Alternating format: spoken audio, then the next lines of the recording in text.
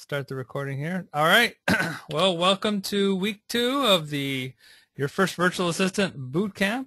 Today we're going to be talking about posting a job and pre-screening the candidates. So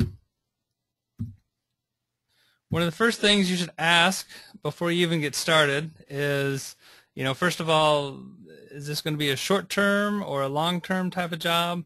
Trying to have a goal in mind because that's really going to affect some of the VAs that you might want to consider, and obviously you need to tell them that on the post. Places like Odesk, for instance, they have a spot in there where they pull down, if you haven't already seen this, where it talks about the duration of the job. If it's a longer term job, you tend to get more people that are interested in it, so you'll get more candidates potentially. But if you put long term and it's short term, and you hire someone and they find out about that, that they're not going to be too happy. So anyway, just think a little bit about that, and it's okay to, I've had plenty of jobs that I just say, hey, I'm starting with a test job, and this could continue on, for weeks and months off and on. That's a perfectly valid way to do it as well, but just think about that a bit when you're getting ready to post a job. Also, you should think about the scope of the work that you want done. If you have just something that's really, really specific that you need done, particular skill set, you might not be too worried about whether or not the person can, do other things in your business or do other things for you. Maybe you don't need a generalist, but it's kind of good to keep in mind if it's something that you might have some other areas you want them to work with, then there could be some secondary skills that they would be useful to do. An example I've given in the past is at work we've got a guy who we need someone to do some Portuguese translation work for us. I had a number of people, candidates, but one guy that stuck out, he does audio work as well, and I realized that down the road for our business, it could be really useful to have someone who could do like radio spots in Portuguese. So I actually picked him over some others, all things being considered, because I thought that might be good to develop. And as it turns out, he's actually done some audio stuff for me, and it looks like that turned out to be a pretty good move. He's a great guy anyway. But thinking about those sort of things ahead of time might help you differentiate between candidate A and candidate B. Another thing, obviously, is how quick do you need the job done? And also with that is how soon do you need them to start? Now the difference, of course, is you might need something done in the next 3 days, but they can start 1 or 2 days from now. Maybe it doesn't take very long to do. But then sometimes there's always those rush jobs where it's 5 at night and you'd like to have it done 8 in the morning. That would be pretty awesome. Or maybe just mid-afternoon, 24 hours from now, whatever.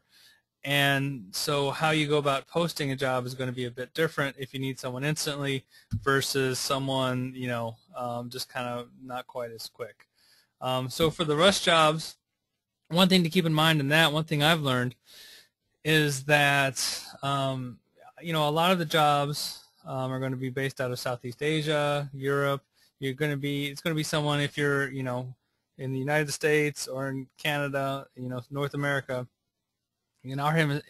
Basically, the time zone difference is going to be usually between 8 and 12, 13 hours difference. So what that means, if you think about it, is if you find out a job, you need something done, and it's like 3 or 4 in the afternoon your time, it's going to be the dead of night. A lot of places where VAs might typically apply from. So it's going to be kind of hard to get someone to jump on that job, or at least you're going to have a much smaller pool of people if you have a rush job. If, on the other hand, it's like 8 in the morning your time, Central Time, for instance, it's going to be evening, a lot of places in Asia, but a lot of people are actually looking for jobs then, looking for work, and you can actually get, quite a bit of people looking for a job.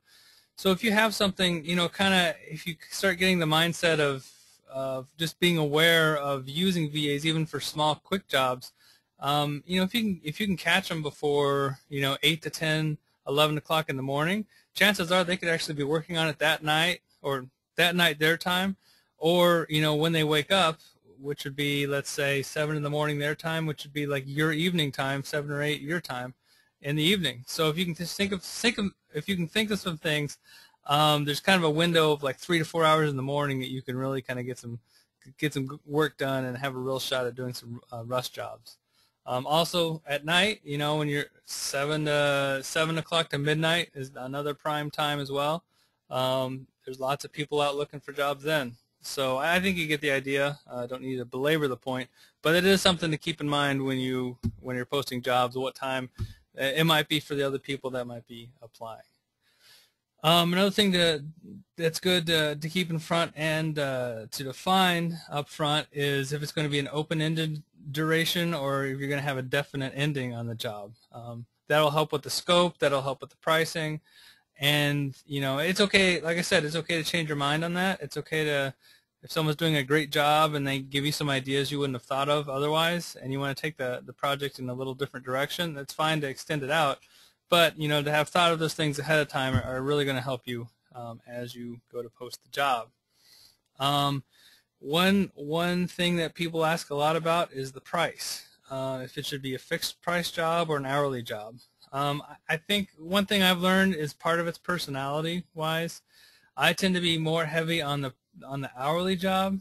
I think part of that for me is A, my job tend to be more open-ended, and B, when I do fixed jobs sometimes, you know, I kind of feel bad when the job gets like 75 to 85 to 90% done, you know, and because you know this will happen to you a lot, where you think a job's going to take 20 hours and 25 hours into it, you know, it's still not quite done. And so if you have a fixed price job and you realize the guy's really struggling with it or it's taking a lot longer, then you're kind of in the position of like either, you know, saying, all right, that's fine and cutting it off and feeling bad because he has to work more, or, you know, you end up giving him a bonus to compensate, which is fine. But when you do hourly jobs, at least for me, at least there's a number of instances where I just know, hey, you know, the guy's going to be working, and if it takes longer, he's going to be compensated for it. I tend to go that way. The drawback to that way, of course, is efficiency. If you know, you have to watch out for people that are kind of dragging out the jobs. Although that really hasn't been too much of a problem for me. But if you know how long a job is supposed to take, and tools like Odesk, where they have the screen capture on an hourly job, where you see, like, you know, every 20 minutes you see what they're working on, that tends to keep people on track. I know for some people that's seems like kind of like a big brother thing, and I can understand that, you know, where you're constantly peering over the shoulder of your VA with the Odesk system, for instance, for hourly jobs. But, you know, again, it seems to work out pretty good doing hourly things for a number of jobs. But if you're more comfortable doing fixed, hey, you know, that's perfectly fine. Here's some things I'll just hash through as far as fixed price, for instance. Again, you need to clearly define the scope of the job so they know how complex it's going to be. This is going to require some more managerial skills from your point, some clarity of thought, so you can basically lay out both in the job description, but also in later on. Typically, let me take one step back. Typically, the process I use for my jobs is, you know, you post on the job description, which is what we're talking about right now. You give kind of a brief overview of the scope of the work, and then for people that are applying, that are candidates that you're interested in, then you typically give them a document that kind of lays out everything or most things, you know, if it's not confidential information. And so you end up having two documents that you have to work with. And for some more complex projects, you really need to figure out the scope, and you might end up spending a lot of time laying that out, you know, documentation-wise, if you have a fixed price job, and it's not like a small, you know, $10 job. It's like a $100 job or larger.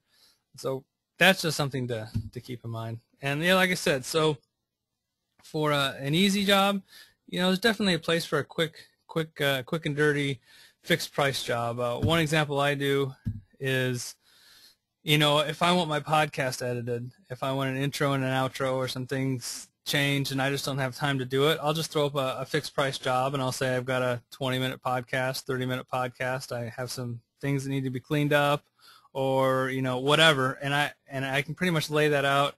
I can post a job in like 3 minutes and throw out for $20, and a lot of people know what they're getting into, and I'm off to the races. And same thing with documentation, same thing with some web research things. There's a lot of little jobs out there that are great for fixed price. So that's a good example there. And like I mentioned, bonuses are the great compensator. I always encourage being generous with the VAs, and just keep that in the back of your mind, that you can always reward people with after they finish the fixed price job, to give them a bonus, or you can also give them milestone bonuses as well. And this is getting a little more advanced or a little off topic, I'm not sure, but one thing you can do with fixed price job is, if the scope continues, like I'll do this a lot, where I'll have a guy and I want a document translated, for instance, and he has a fixed rate. It's X amount per word. Okay, so the document's 4,000 words. It's 10 cents a word. So that's $400. Okay, it's maybe like what, penny a word? I don't know. Regardless, it's a fixed price. You know what it is, and the guy gives you the work, and then you have another document you want sent or translated. Instead of closing the job out and opening another one, sometimes you can just pay a milestone payment, and you can kind of continue having the job. Even though it's fixed price, you can just continue to pay and have like an open contract. So that's another thing you can do with fixed price jobs on Odesk. That can be pretty useful. Hey, Jonathan, do you mind if I interrupt real quick? Yeah, yeah, sure, definitely. On the last page there. Let me back up. Examples work really well with me. Yeah, real yeah. Quick, what would you be doing with the weekly podcast for $20? Is that just posting it to all the different sites for downloading, or what exactly would you be expecting with that? Oh, sure. That would actually be like editing out my ums and pops and clicks, just basically like massaging it. And that could also be like, I could send my intro and my outro. So that's more like actual editing, because that can be rather time consuming. If you were going to post the job, that typically doesn't take real long to send it out and syndicate it and all that good stuff. And the other difficulty with that is, if you want someone to do that for the first time, then in this particular instance, then they would need some passwords from you and some familiarity with some extra steps, and so that would be rather difficult to kind of just find someone and have them post it if they hadn't worked with you before.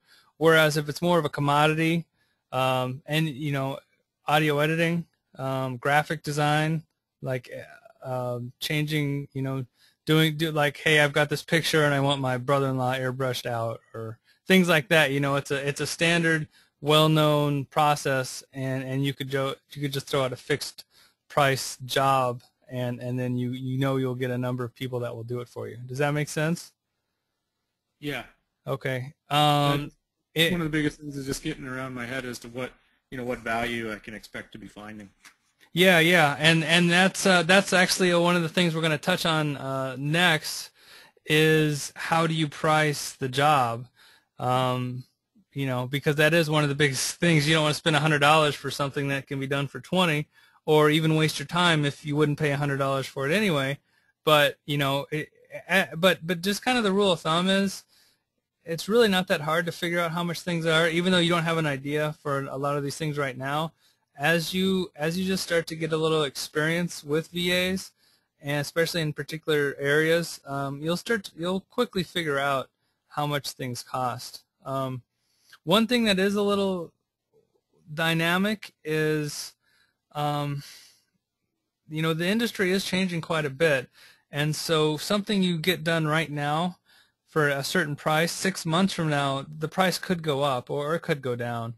Like iPhone, like if you're going to do an app right now for your iPhone, those prices, at least from what I've seen, like 2 years ago, they were like pretty inexpensive. You could get someone for like $5 an hour, $8 an hour, but now it's like $15, $20 an hour. Those prices have really shot up. Graphic design, they seem to have dropped in price a bit.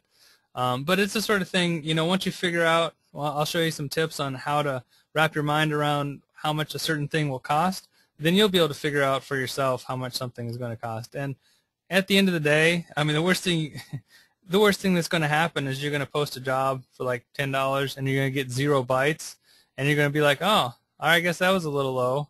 Or you're going to post it for $40, and you're going to actually get a lot of people that might, you know, bid $10 for it. That's the other aspect when people bid on jobs, is a number of them, you know, on one hand, if you price something a little too high, the average will shift kind of higher, because you'll get a lot of people that'll say, oh, $40, well, I'll bid $40. But at the same time, there's so much competition out there that just kind of the market forces will naturally gravitate the job back to where, you know, the going rate is. Does that make sense?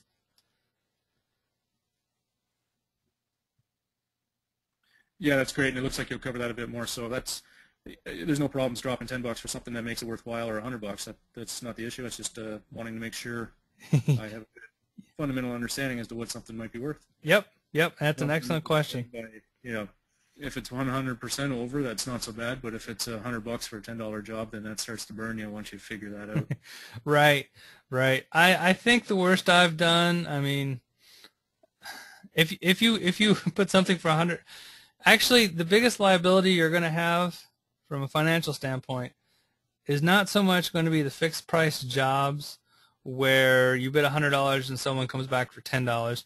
It's going to be when you hire your first guy for $10 or $15 an hour, and then you don't manage him well, or he's really slow, and he ends up taking like 10 to 20 hours on a job that you might think would take like 3 or 4, and so you end up spending, like, you think, you know, oh, it's $10 an hour, that's not bad, but, you know, multiply that by 20 or 30, then all of a sudden you've paid $200 to $300 for a job, when really either if you would have managed it better, you could have gotten it for 50, or you might have found someone that was just as good for $5 an hour. But again, not to put the emphasis too much on like, well, that was a bad VA. It's because really a lot of it is really on us. It's on how we manage our jobs and how we work well with people. So really, if we're concerned about getting the most efficient use for our money, and also, you know, obviously paying a fair price all the way around, if you want that whole system to work the best, then you really need to develop, you know, the skills to be able to manage, to be able to clearly define, and as they go around, to just kind of watch the job and make sure that it isn't going in a direction you don't want it to go by a misunderstanding. So anything else? No, thanks for diverting there. Okay, yeah, not at all. Absolutely. I mean, that's kind of what this whole thing is about. I don't want to go through this just rigid thing. I want it to be interactive, and I want people to get the questions that they have specifically out there. So thanks for breaking the ice and being the first one to throw a question out there. So as far as hourly rate, you know, it allows for price to change, but it's harder to control the cost. So, you know, it's kind of a two-edged sword as far as, you know, paying someone hourly. It's kind of a squirrely beast. If you're doing your intro jobs for like web design or research, even like web, like, you know, WordPress, things like that, you're like $2 to $5 an hour. So that's kind of something that's good to experiment with before you get into like $10, $20 an hour jobs. Because again, if you're in the VA inexpensive mindset and you think you're doing pretty good and you're Superman or whatever, I did 5 great jobs, and then you hire a guy for 15 hours or $15, and he works for 30 hours, and all of a sudden you owe him $450. You know, that could be a wake up call to keep you on your toes.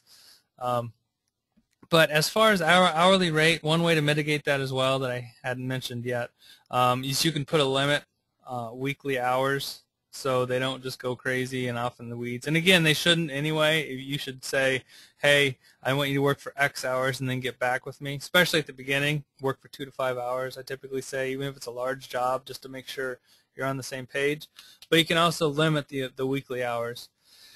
If worse comes to worse and they just go crazy, you can also like get Odesk involved. I've only had to do that like once or twice when someone was like blatantly abusing, they just worked like 50 hours in I guess they couldn't have in 2 hours or in 2 days, but a bunch of hours in a very short amount of time, and you could tell they're kind of milking the system. You can get Odesk involved, but that's just kind of a worst case scenario there.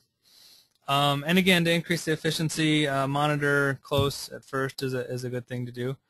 And you should know how long the task takes.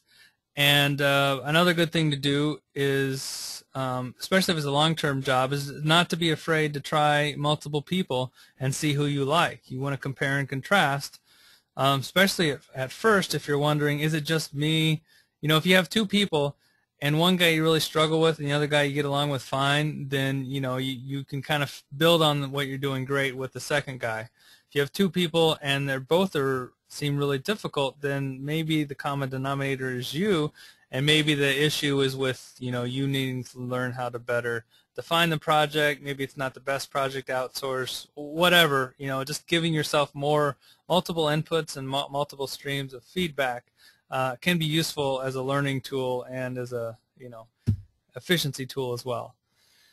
As I mentioned before, sites like Odesk, they take screen captures when you work hourly as well. Every 20 minutes, they not only show you like what they're working on, but they show you a little bar graph that shows you how many keyboard strokes and mouse clicks they have.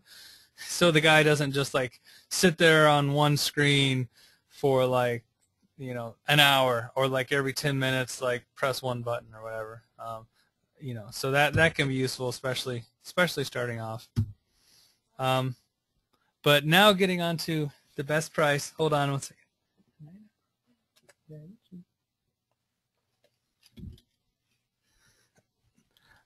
My daughter was going to bed there.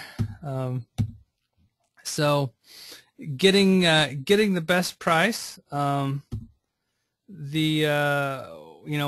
good question is, how do you determine the going rate? One thing you can do, and again, I'm going to give the little bullet points, but then I'm going to give you some actual real-world examples here. So hold on tight for that. You can look at similar jobs. You can find someone with the skill set that you need, and then see what they're charging. Find, this is the perfect fit or whatever, and you can just do some searches for them and see what the going rate is. You can do a small test job, the Darwinian approach. Throw something out there. I mean, it could be something that doesn't really fit into a lot of other categories, and you just have to see what other people are going to say. And again, if you're not getting the results you want, you can repost the job and try again. On sites like Odesk, it's free to do that, and there's nothing wrong with doing that. I mean, that being said, people don't appreciate applying for a job and then you close it and then you open another one. If you do that like 5 times, that can get annoying. But the fact of the matter is, most VAs, they're going to apply to 20 or 30 jobs before they might get one job. So they're used to like having jobs closed, or they're not getting picked, and that sort of thing. And so just as and another thing I'll throw in there as well is, if you post a job in the wrong category, you're going to have a smaller pool of people that are going to be looking for it, and then the price is probably going to be, well, it could be a little, well, it's not going to be less, but it could be higher, or you could just not find someone as well. That can be a little tricky because Odesk has quite a few different places to post things as far as categories. Is this a web research job? You can, like, for instance, if it's, you wanted to research, I don't know, best accounting practices or something. It could be web research, but it could be something an accountant would need to do as well. So you just kind of have to be cognizant of, like, when you're posting a job, who is the target audience, or who is going to be running across this job typically. So examples for prices in general: web research, $2 to $5; graphics and multimedia, $5 to $10 per hour; engineering skills, that can be $5 to $15 an hour; You can get, and just kind of an engineering side, I mean, you can get like PhDs that are like $10, $15. You can get some really good people. But at the same time, if it's a high demand skill, you can get prices that are pretty pricey as well, more than you'd think as respect to other projects out there. But you just kind of have to look for them and kind of see what's out there. iPhone apps, like I said, like $10 to $15 an hour seems to be fairly common right now as well. But let's look into some examples here. Hey, Jonathan. Yes. Quick question. So, Yep. Back on your last slide, where does right. different sort of levels of web programming come in there? So, say themes and maybe PHP or .NET or something like that.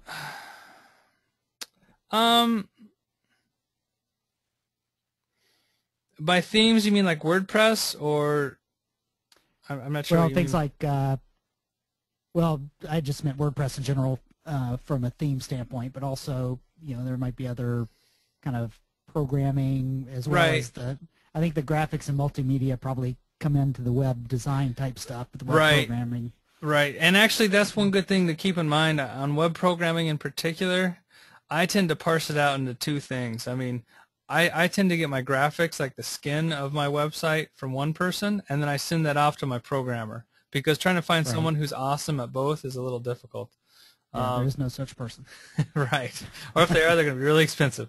That's right. But no, that kind of goes back to supply and demand, and also level of difficulty. So WordPress is fairly easy to do. You'll see a lot of people that say, I'm good at this particular theme. Like, I'm trying to think what some of the common themes are. For Thesis is exactly. what I'm using. Thank you. There's a bunch of people that'll do thesis for you, and they'll be like $5 an hour. Maybe $8, but you can definitely, well, I'm not going to say definitely, but last time I looked a couple months ago, I was able to find people for $5 an hour that were good at thesis. When you move into PHP, things like that, that's a bit more of an engineering skill. CSS is a little kind of the same. So you're probably not going to find someone under $5, but probably under $10. So like $6 to $8 is, probably easy to find someone for that type of work. And if it's something that's really in depth, I mean, I don't know, like Perl or Ruby or some of these more advanced things, those fall a bit more into engineering skills, and they can be a little bit higher. But like I said, if there's a whole bunch of people that have that skill set, then that's going to drive the price down too. So you kind of have to look, out there. So in general, if it's less technical, $5. If it's more technical, $8, maybe $10. Does that make sense? Yeah, that's perfect, because my problem is I'm looking at the people, and they go from low price to as high as you want to go, and to know where the spot is. I way overpaid for a job on doing some Aweber type stuff. So it's what you're telling us is great as far as kind of calibrating what we can expect. And one good way to do that, in fact, I'll show that tonight if we have time. I think we will. I'll just show you how you can search dynamically and get the lay of the land, if you haven't done that before, and it'll show you pretty quickly, where you can see the cutoff of, there's 3,000 people for unlimited price, and then you scroll it down to $20 an hour. Now there's 4,500. $15 an hour, there's 3,000, $10 an hour, there's 2,000, and $5 or less, there's like, 800. You can quickly kind of see where the distribution is. So, it's more developing the skill of how to find it, as opposed to how much does it actually cost. And hopefully, with some of the things I show you next, it'll equip you to be able to learn that on your own for anything you want. Awesome. So for this example, SEO example, I believe Nick had given me, well, no, I guess this was an actual job post that I had found, I believe.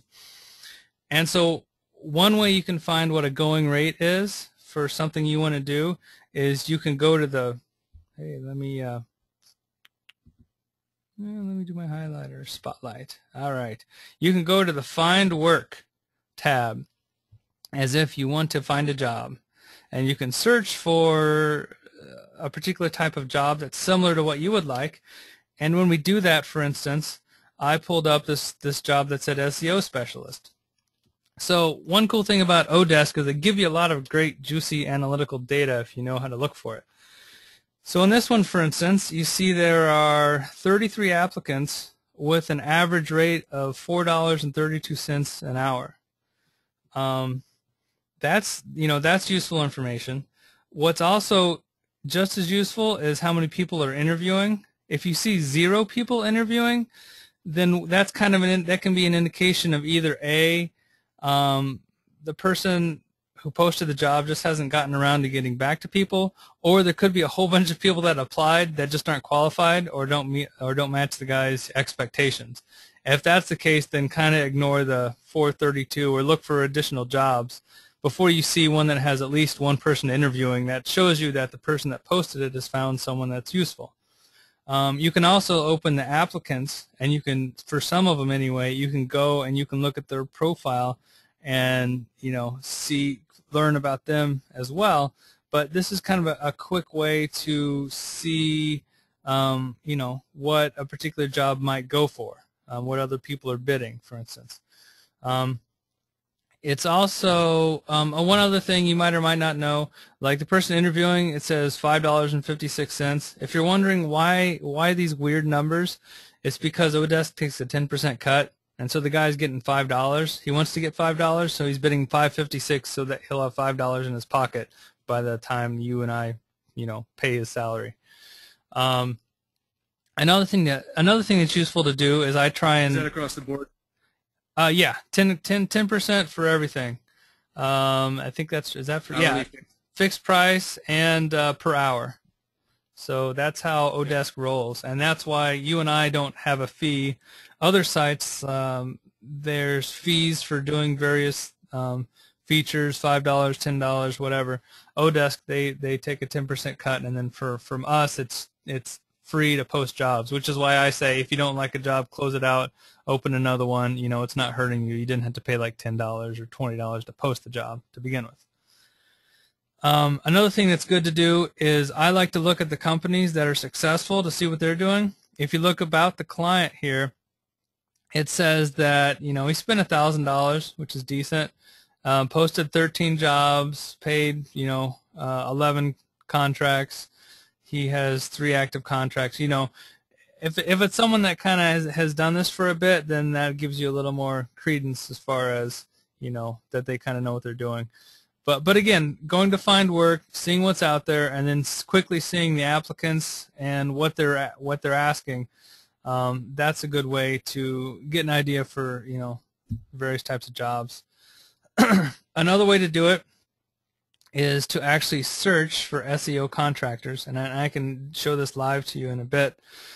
So here we have where we did a search for SEO. This might actually be Nick's results. I'm not sure. But anyway, what you can do is you can search for keywords. You filter out people that are 4.5 to 5 stars, for instance. They've had 1,000 hours. You might also search that they've passed like keyword test or various tests, which again I'll show you later. But the slider is kind of what I was referring to in the past or previously, where if you max it out, the number right here might say, and it's also right here, contractors, that might be like 10,000 or 50 or whatever it is. And as you slide that down, you can start to see where the drop-off is. If by the time you get to $5 or $10, you've dropped like 80% of the people out there, then that kind of tells you that the median is like $15 or $20. And so that's a good way to tell how many folks are out there. Instead of having to say, well, this guy's $2, this guy's $8, whatever, you can just kind of look at how many people fall into this category and get a quick idea of roughly. And again, this is for people with 1,000 hours. If you look at the people that only have 1 hour and you want to take a flyer on someone, that's there's 2,000 people in this case. So sheer volume kind of tells you as well what your selection is going to be. You might be searching for something that's really specific, and there's only 100 people out there. like in my case for design work, we use a software called Minter Graphics, and when I search for that, there's like 30 people that do it. So I'm rather limited in the number of people I can find, so I can't be as picky, and the price isn't as low as it could be if there were more people that knew how to do that. Questions before I go on?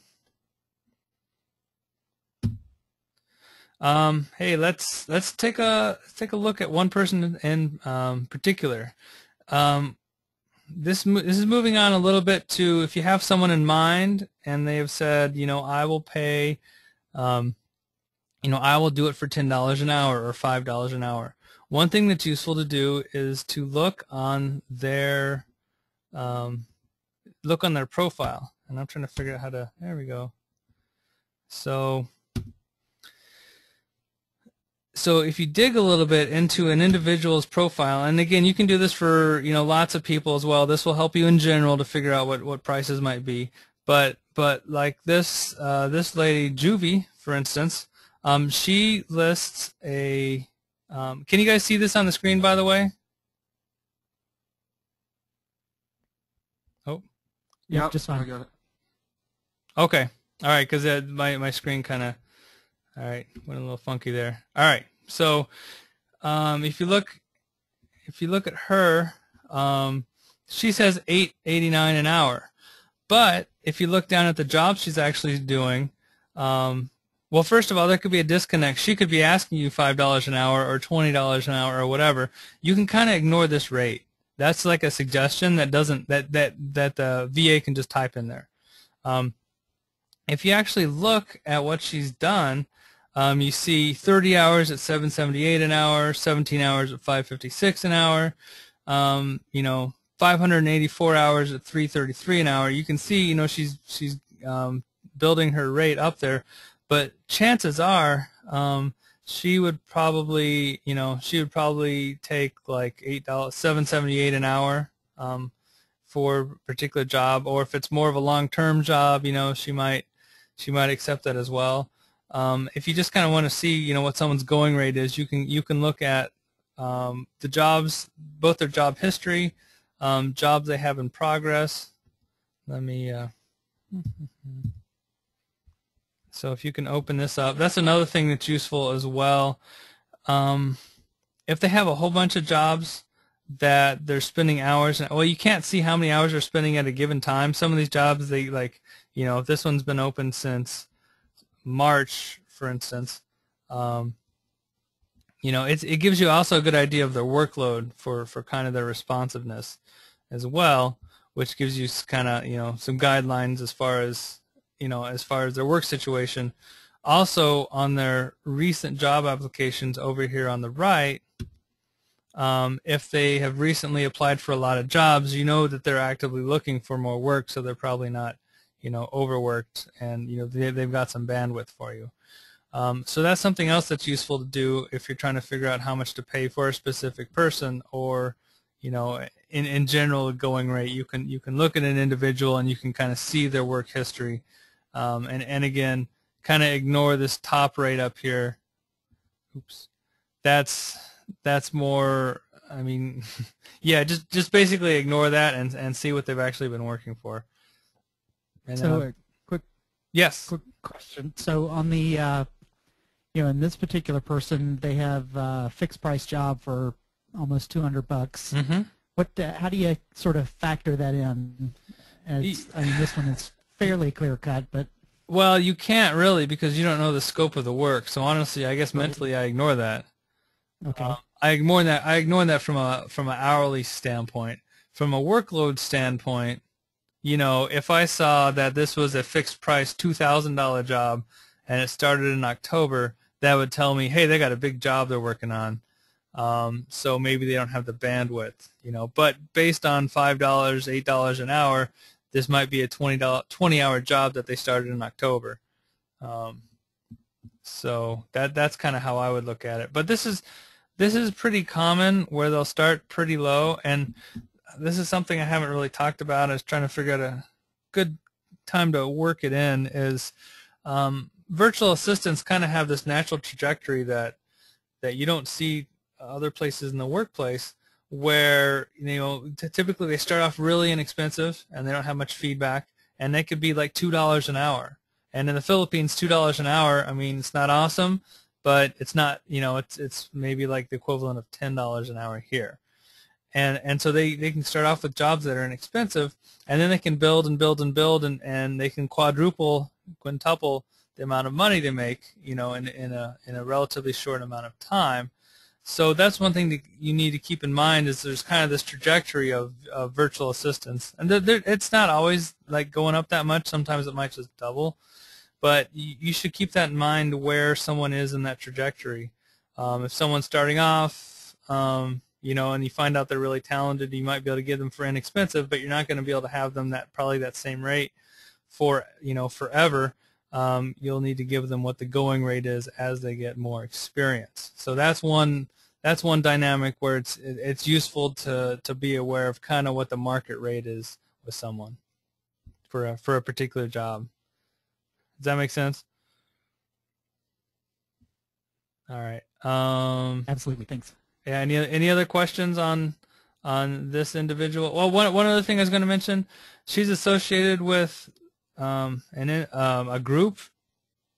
I tend to deal more with people that don't have groups, because they can kind of do the old switcheroo where you don't quite know if the person you're working with is this person or not. I don't always trust the skills that they list. They don't have a whole lot of tests that they've done here, but it seems like you'll find a lot of people that have like 30 skills that are totally awesome, that work for groups, but you kind of think that probably someone did the test for them. But again, maybe that's just me. Maybe that's my prejudice for working with an individual versus someone who's associated with the group. One good reason to use a group would be if you need something that's fairly common, that you need redundancy. If this person isn't here, maybe they'll have someone that will back you up if it's a larger group. But I typically have had the best luck with people that are not associated with a particular group, that are just more freelancers. So that way you know that you're dealing directly with them and not having them passing it off themselves to somebody else within the group, right? Correct. And I've seen that a lot. I've tried looking at some drafters, and you see that a lot. They have thousands and thousands of build hours, and they have hundreds and maybe a dozen jobs on the go. Right. And and you kind of unearth it, and you say, now it makes sense.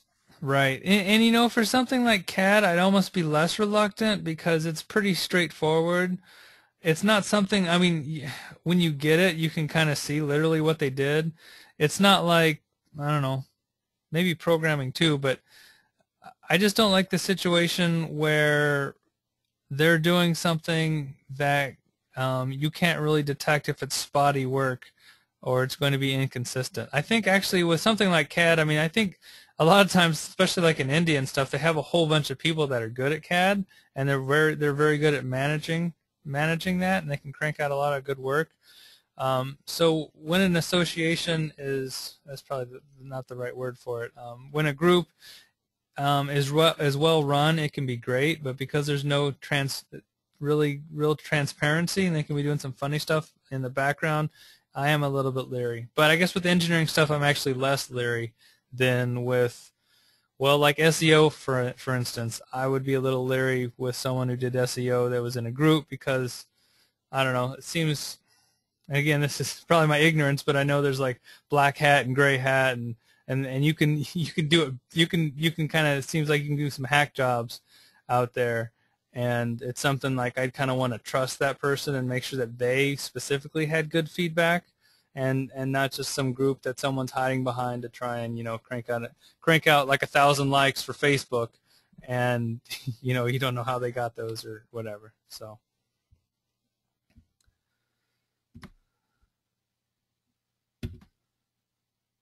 All right. Oops. Let me jump back into it here.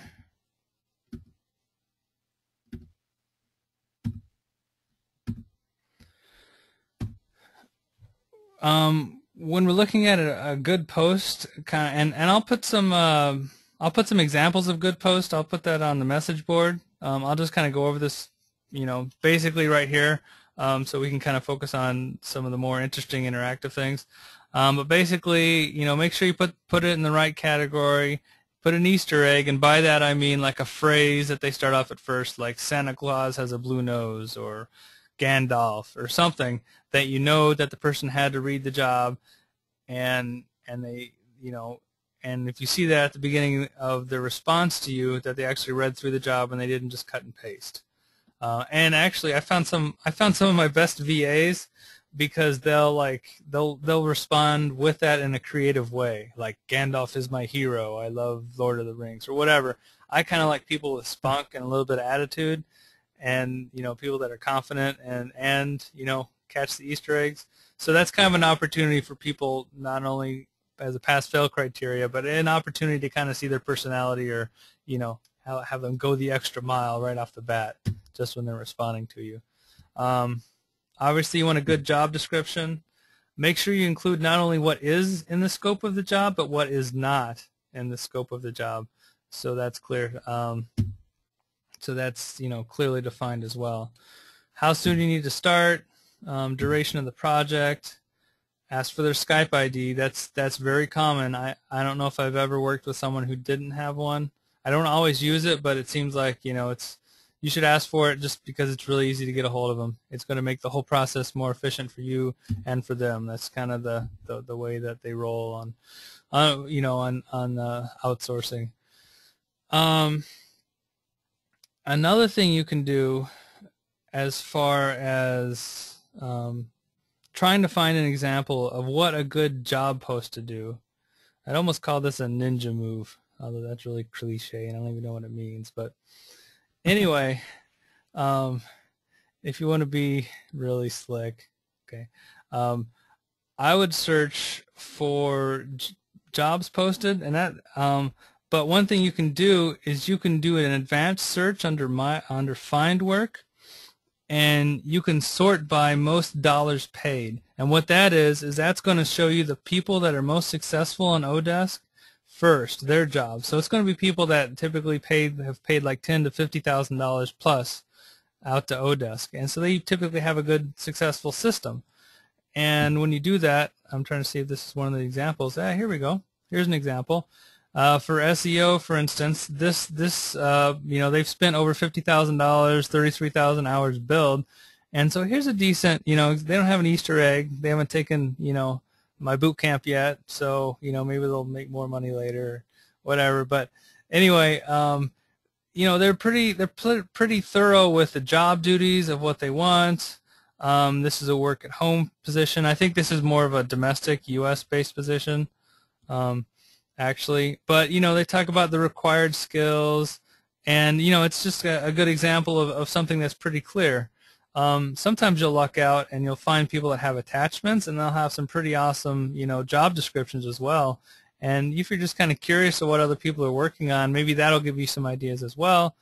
Oh yeah, one other thing that's interesting is every once in a while you'll see a job description, and there'll be something you can clearly tell as a lesson learned, because it seems a little random that they threw in there, such as, I don't know, make sure that you are able to work from 5 p.m. to 9 p.m. Central Standard Time, really bold, 4 days a week, and you have access to the internet or whatever. It's basically just it's like when you see classified ads, and you're kind of wondering what's the story behind that. Sometimes you can pick out some lessons learned that are good for a particular type of job.